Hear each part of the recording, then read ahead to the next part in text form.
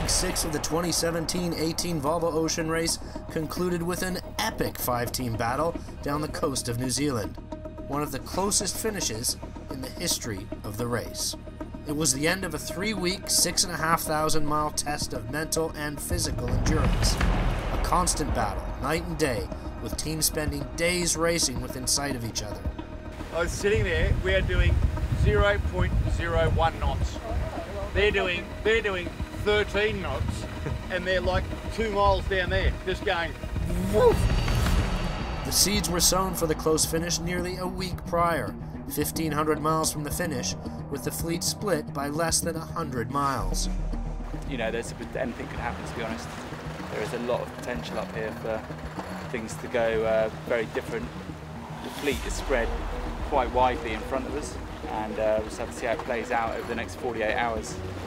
Team Brunel had fought hard the whole leg, determined to get their first podium finish of the race.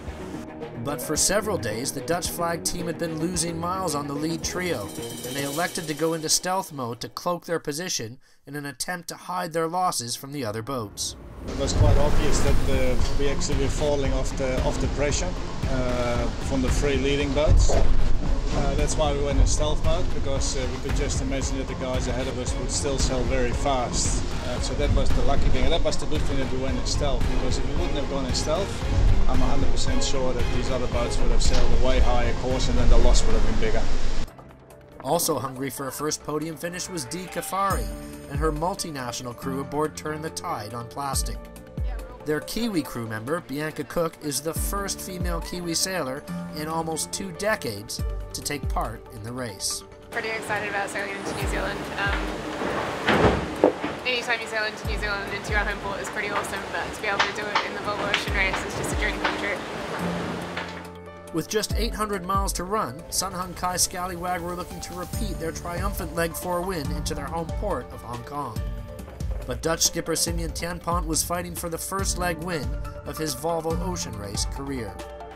Yeah, really good. Basically, the plan is working out, which is nice. So slowly, you know, we coming away under the rest of the fleet. I think we're in a pretty strong position right now. I don't want to trade with anyone else, that's for sure. And but still, it's going to be a challenge to get in good shape to the north of New Zealand, and then the last 200 miles in look very light.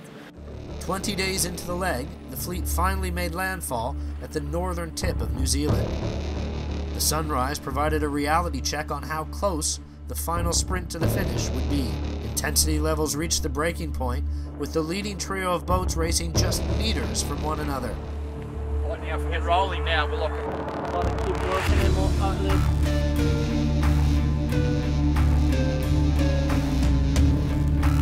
It's a lot tighter than we hoped for and expected. While behind, Matt Frey and Dong Fong were chewing up the deficit mile by mile and bringing stronger winds with them. White one's 100% turn the tide, I can see the writing on the sails.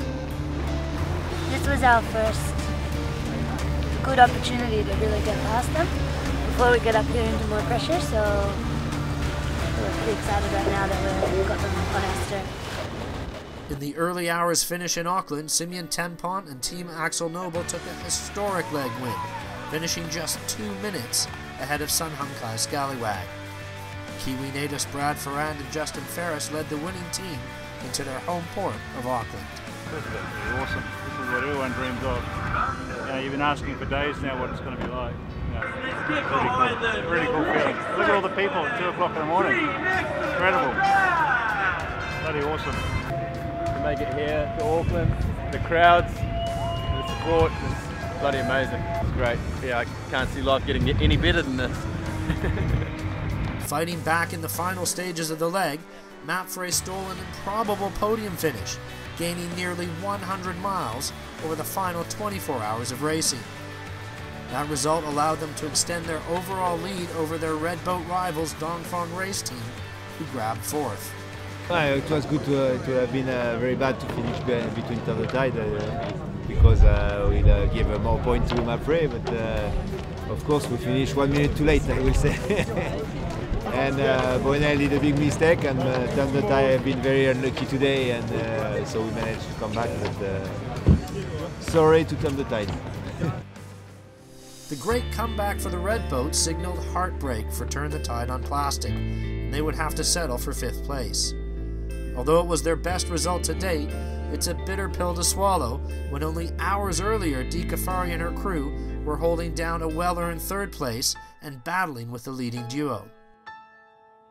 The teams will now spend the next 10 days recovering in Auckland, with the boats undergoing servicing and repairs ahead of the March 10th New Zealand Herald import race. And then it's on to Leg 7, a 7,600-mile Southern Ocean race around Cape Horn and back into the Atlantic Ocean, finishing in Itajai, Brazil.